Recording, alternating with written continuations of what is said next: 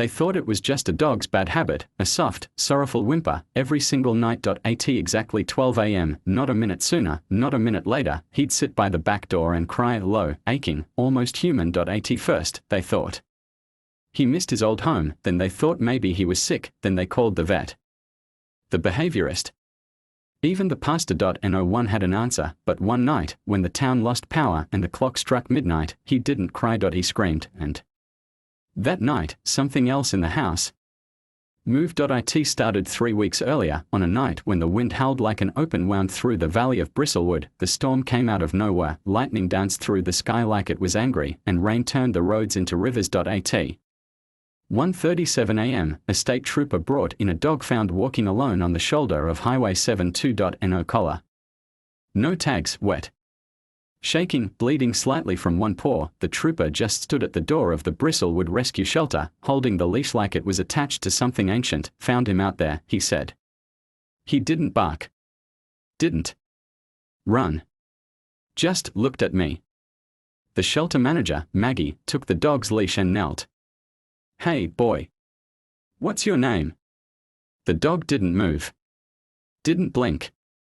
But his eyes, amber, deep, locked onto hers like he'd been waiting. They named him Toby, and that was the beginning. Maggie lived on the edge of town in a quiet, 2-bedroom home that smelled of lavender and old books. It had hosted more foster dogs than she could count, but none like Toby. He didn't make a sound. He didn't beg, didn't sniff, didn't chew. He only watched, and then, the night of his second full day, at exactly midnight, he walked to the back door, sat down, and began to cry, not barking, not howling, not whimpering like a scared puppy. This was something else, something grieving. It was the kind of sound that makes your spine cold, like he was mourning someone who had never been buried. Or calling out to something still standing in the dark. Maggie assumed it was trauma, abandonment, separation anxiety, but it happened again the next night, and again, every night at 12:00 a.m., and always in the exact same spot, facing the woods. She tried everything, more walks, new food, music at bedtime. She even moved his bed to her room, but Toby always returned to the door.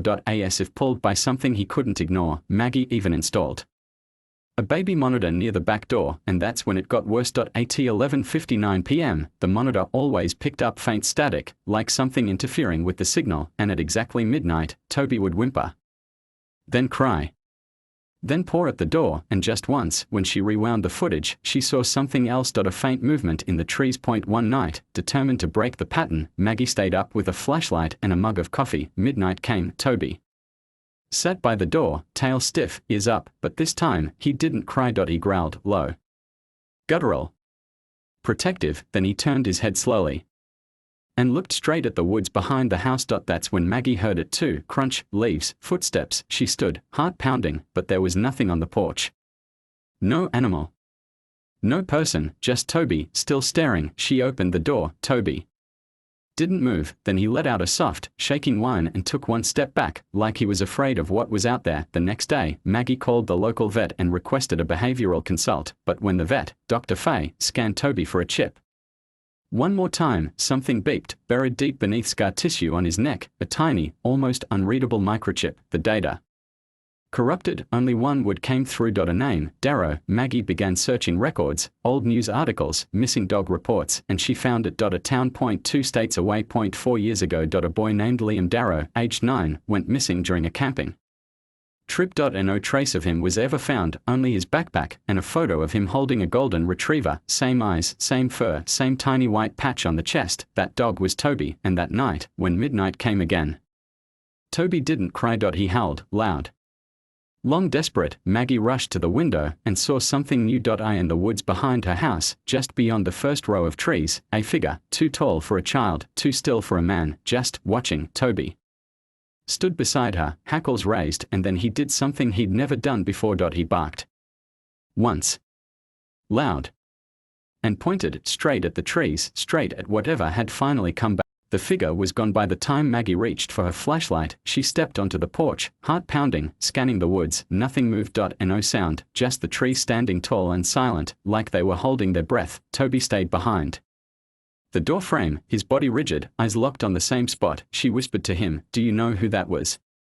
But he only let out a long exhale and slowly sat back down, facing the forest like a sentry. The next morning, Maggie called the local sheriff's office. Deputy Owen came by, a good man, more curious than concerned. He walked the property with Maggie and Toby, looked for tracks, signs of trespassing, but there was nothing. No footprints. No broken branches, only one strange detail, a patch of dirt, about 3 feet wide, perfectly round and freshly turned. You dig this? He asked. Maggie shook her head. They stared at the spot. Toby approached it, sniffed, then let out a low growl. He backed away, tail tucked. Owen frowned. You sure he's not reacting to a coyote or something? He's not afraid of coyotes, Maggie said, and she believed it. That night, she placed an old motion sensor camera facing the woods. She didn't sleep. She sat up with Toby, notebook in hand, documenting every minute past 11. At 11:58. Toby began pacing. At 11:59, he stood by the door. 12:00 a.m., dead silence, and then, suddenly, the motion camera clicked. A single photo taken. When she reviewed it the next morning, the image nearly made her drop her coffee. In the photo, standing exactly where the circle of turned dirt had been, was the figure, tall, shadowed, wearing something. Dark, face obscured. No reflection in the eyes. No movement, blur, just standing, and behind him, the outline of a small boy, almost see-through. Toby saw it too. He barked when Maggie turned the screen toward him. She deleted the image. She didn't know why. Maybe part of her feared that keeping it would make it more real. Over the next few days, Maggie became obsessed. She stopped taking new foster dogs. She started searching Liam Darrow's name every night, reading forums, cold case blogs, Reddit threads. She found a woman who claimed her son went missing from the same area, different year, same forest, all of them unsolved, all of them, at night, all of them, in the month of October. It was now October 12th. One night, Toby started whining at 10:15. Earlier than ever. He circled the back door, pacing faster than usual. Then he pawed at the old rug beneath the door and wouldn't stop. Maggie pulled it away and noticed something strange. A piece of the wood beneath the rug was a slightly different shade. She ran her fingers over it. There was a seam. She got a screwdriver and pried up the panel. Dust, cobwebs, and beneath it, a metal box. Inside the box were 3 items. 1. A broken compass. 2. A Polaroid photo, water-stained, faded, of a man holding what looked like a hunting rifle. 3. And a note, hand-scrawled in shaking ink. He cries because the forest keeps. It's dead. She stared at it, trying to breathe. Toby sat beside her, staring at the box. Then he stood up and barked. 3 times. That was new. That night, at exactly midnight, Toby went to the back door and didn't cry. He waited, still, silent, watching. Maggie waited too. At 12:07 a.m., she heard it. A boy's voice, soft, muffled, like it came through water. It said one word, Toby. She ran to the window. There was no one there. She opened the door, stepped out. The air was cold. Too cold for October. Toby followed her, then stopped, and Saturday his eyes fixed on the trees, and this time, Maggie saw it. A child, standing just at the edge of the woods, wearing a red jacket, face pale, eyes dark. The child lifted one hand and pointed behind Maggie. She spun around, nothing. When she turned back, the child was gone. Toby didn't move. He whimpered, and gently rested his head on her foot. The next morning, Maggie called Owen again. She told him everything. He didn't laugh. Instead, he said, "There's something I didn't tell you." He pulled out an old newspaper clipping. It was from 1989. Another boy disappeared, same forest. The article mentioned a local legend, something called the Watcher in the Pines. An old tale passed down from early settlers about a spirit that roamed the woods, collecting those who wandered too far after midnight. The last sentence of the article stuck with her. Some say the dogs still cry for those who never came back. That night, Maggie didn't sleep. She sat with Toby the moment midnight hit. She whispered, "Show me."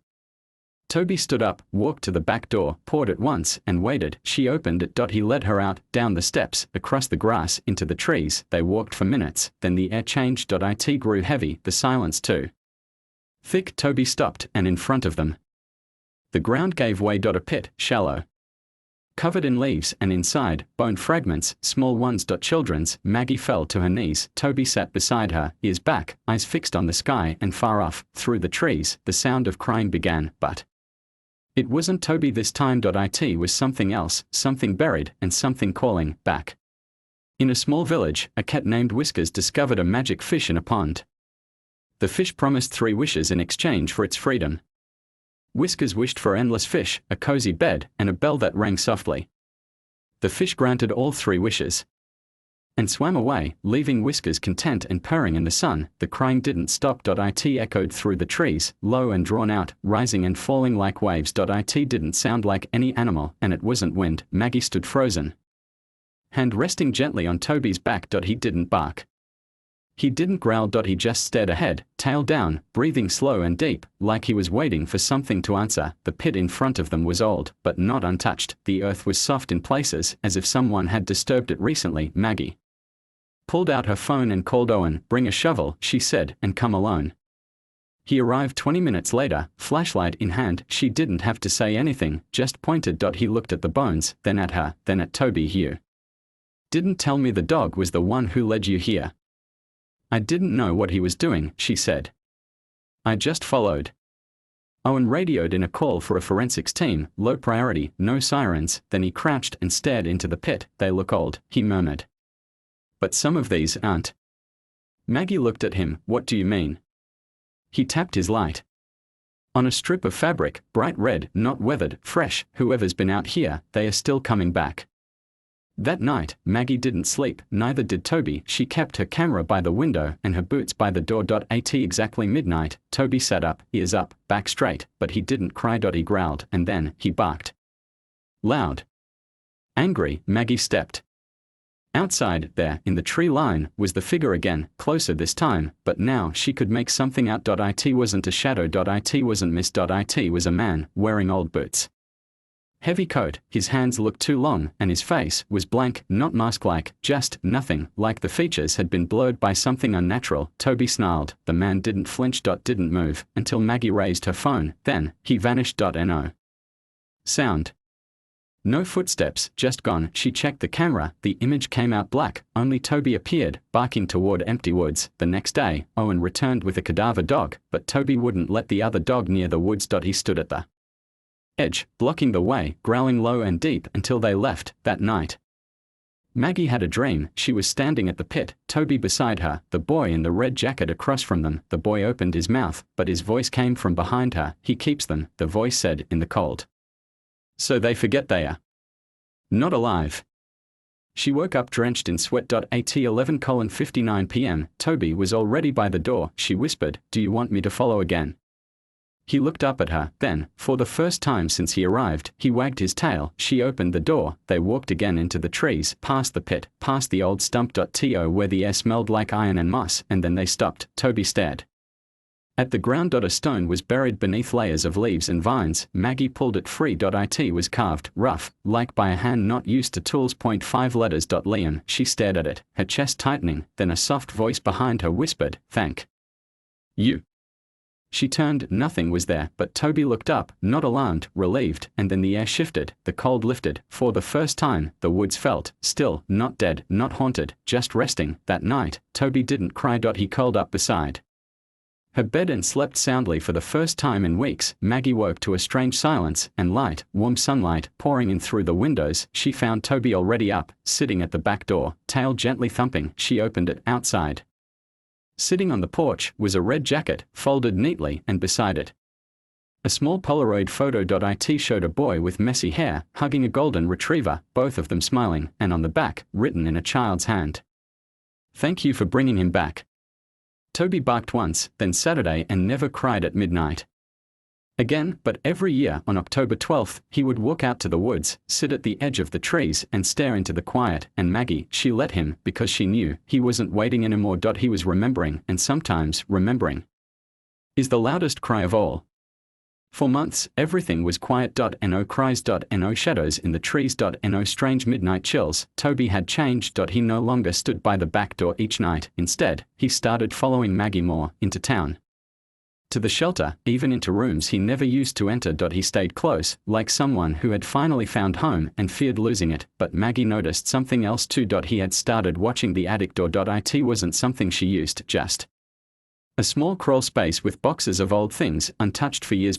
One evening in late January, she caught him sitting directly under it, staring up, tail still, ears alert. "Toby." she whispered. He didn't move. She fetched a flashlight, unfolded the old stepladder, and climbed up to check. Dust boxes. A moth fluttered past, but something felt off. There was a smell, not strong, faint, familiar, like old rain and burnt wood. She checked the far corner and found something that didn't belong. A showbox. Not hers. Inside, a child's glove. A black and white photo of a woman holding a baby, and a single audio cassette labeled in faded marker. He followed us here. She brought it down, dusted off her old cassette player from the garage, and pressed play. The voice was male. Older. Worn. It crackled. October 17th. He came again last night. The dog wouldn't stop howling. The boy, he walked in his sleep. Same time. Midnight. Always toward the trees. I told her we should leave.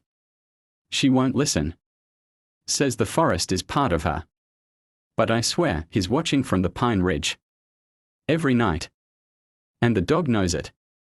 The tape ended with the sound of static. Then 3 soft knocks from inside the tape. That night, Maggie dreamed again, only this time, she wasn't in the forest. She was in her house, the hallway, dark, shadows long and reaching. She followed the sound of dripping water. Toby was in the dream 2, walking ahead of her. He stopped in front of the guest room, scratched the door once. She opened it, and inside was the red jacket, floating, turning, like someone had just taken it off, and beneath it, a journal. She woke up gasping. At 12:03 a.m., Toby was not at her side. She found him sitting outside the guest room door, exactly like in the dream. She opened the door. The room was still, clean and normal, except the red jacket was back, folded neatly on the bed. She hadn't kept it. She had placed it in the donation bin 2 months ago. She backed away slowly, calling Toby with a trembling voice. He didn't move. He just stared at the jacket, then his ears twitched from the wall behind the bed.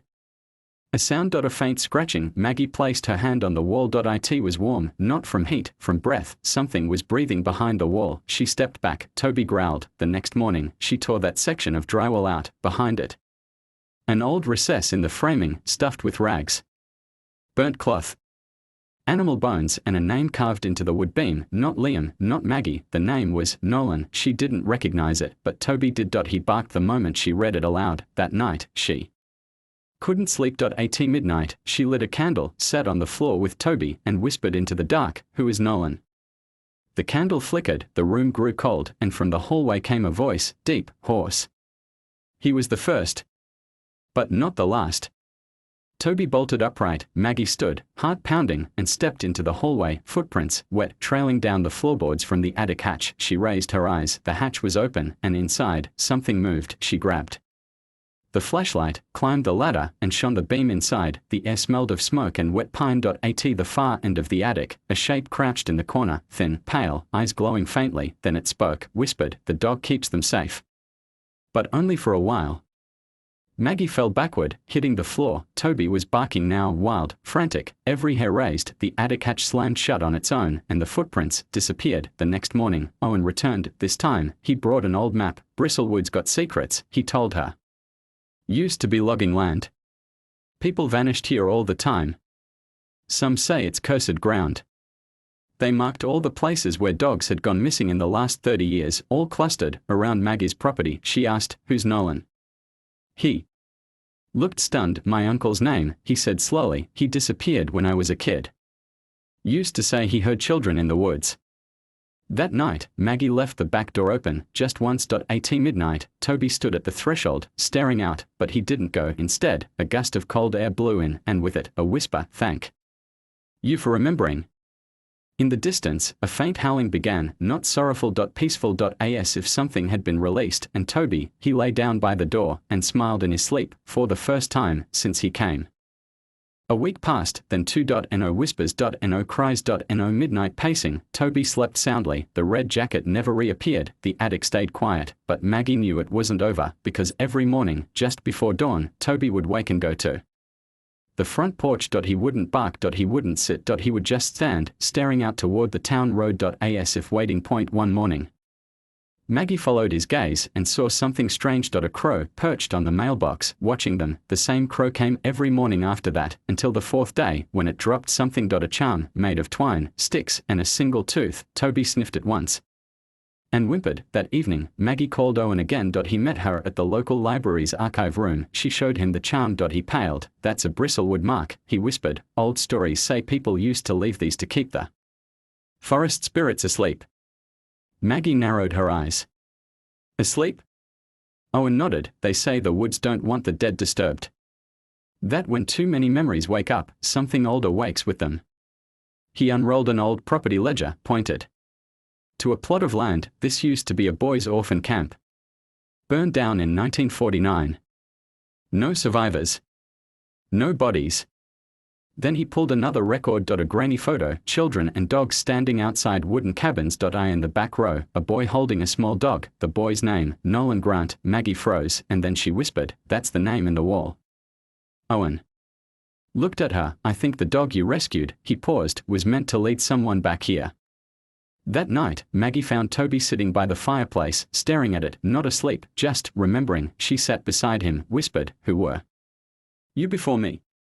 He didn't move, but in his eyes something stirred, not fear, not sadness, something heavier, memory. She lit the fire, and as the flames grew, a shadow flickered on the wall. It wasn't hers, and it wasn't Toby's. It was a small boy wearing the red jacket, just standing, watching, waiting, and then, he pointed. To the bookshelf. Maggie rose and followed his hand. She ran her fingers across the spines until one book tipped forward on its own. Behind it, taped to the wall, an envelope, inside, a photo. A note. The photo showed the boy and Toby, years younger, playing by a river. The note read, they sleep beneath the third tree. The forest forgets, but he remembers. The handwriting matched the note from the metal box beneath the rug. Maggie didn't wait for dawn. She grabbed a lantern, a jacket, and Toby's leash, though he didn't need it. He already knew the way. They walked past the pit, past the burned tree stump, into the deeper woods, where the air was older and the ground soft. Toby stopped in front of 3 tall pines, roots curled like claws. He scratched the middle one. Maggie knelt and began to dig. After about 2 feet, she struck something, wood, charred. She brushed it away and revealed a rusted plaque, barely readable, but she could make out Camp Stillwater, in memory of those lost, and beneath it, bones, small, stacked gently, laid to rest by someone who had cared. Toby lay down beside the tree, pressed his face to the soil, and cried, not loud, not frantic. A soft, steady sound, like grief easing its grip. The next day, Maggie called in a proper recovery team. Forensics came. So did historians. The site was preserved, documented, studied, but the town never spoke of it publicly. Some wounds, they decided, were better honored in silence. Maggie received a letter weeks later, from a woman in another state. She'd seen the news clipping, saw the recovered photo, and recognized the dog. Toby, he was my brother's, the letter said. He died in the fire. Toby vanished that night. She included a photo, the same dog, same eyes, from 1949. Toby had not aged, not normally. That night, Maggie held him close. He rested his head in her lap, breathing slow, peaceful, and when midnight came, nothing stirred, not even a whisper, because sometimes the loudest cries aren't for attention. They are for release, and this time, he had finally been heard. Spring came early that year. The snow melted faster, the forest bloomed where it hadn't for decades, and Maggie noticed something strange. The trees, the ones near the third pine, had grown taller, their bark darker, their leaves thicker, like they were guarding something. Toby had changed too. He didn't wake at midnight anymore. He no longer stared into the corners of rooms or barked at invisible shapes, but he had grown quiet, not sick, not old, just still, like a candle that had burned bright for too long. Maggie tried to keep life normal, walks, meals, trips to the shelter, but every time they passed the tree line, Toby would stop. He wouldn't pull forward. Wouldn't go back. He just looked. One evening, just before dusk, Toby led Maggie to a place they hadn't gone before. An open clearing, round, with a single stone in the center. No markings. No moss, just waiting. Toby circled it once, then lay down beside it. Maggie sat next to him. The air felt warmer than it should have been, the wind gentle, like it didn't want to disturb them. Toby placed his paw on her knee, and for the first time, Maggie realized he had brought her peace, but he had never truly rested. That night, she dreamt of a house with no walls, just light, and children laughing, among them, a golden retriever, running, free. She woke up crying. Toby was sleeping by the door, but not deeply, light, shallow breaths, eyes twitching in dream. She laid beside him on the floor and whispered, you can go if you want. I'll be okay now. The next morning, the porch was empty. She found Toby in the clearing, lying peacefully against the stone, still. A soft smile on his face. No pain. No fear, just silence, but not the haunted kind, the kind that follows after a story has finally been told. They buried him beneath the stone. No name. No dates, just one line etched by Maggie's hand. He remembered what we all forgot. People in town came and went, some left flowers, some brought their children. A few brought dogs who stood silently, ears raised, as if listening to something just beyond the breeze. And then one morning, Maggie found another charm on the porch, twine. Stick. One white tooth, but this one had a ribbon tied to it, red, and on a piece of folded paper inside, a child's handwriting. Thank you for giving him back. That night, Maggie sat by the fire. No sounds outside. No shadows, just peace, but just before she went to bed, she thought she heard it, faint, distant, a single bark, joyful, echoing through the trees. She smiled, because she knew, somewhere far from Bristlewood, Toby was still running, still watching, still remembering, and this time, it didn't hurt anymore, because finally, his midnight cry had turned into morning light, and his silence, it was no longer grief. It was home.